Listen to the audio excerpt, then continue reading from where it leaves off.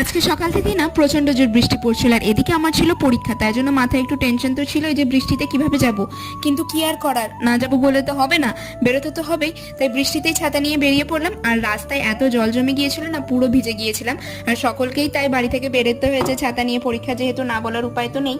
আর এদিকে পরীক্ষা থেকে বেরিয়ে খেয়েছিলাম হচ্ছে একটা পনির ভেজিটেবল চপ, সিঙ্গারা, অ্যান্ড সিঙ্গারাটায় পড়ছিল হচ্ছে চাউমিনের। খেতে যে খুব ভালো ছিল বলবো না, মোটামুটি খেতে ছিল। আর এদিকে একটা ব্লান্ডার ঘটে গিয়েছিল, সেটা পরে কোনো একটা ব্লগে বলবো।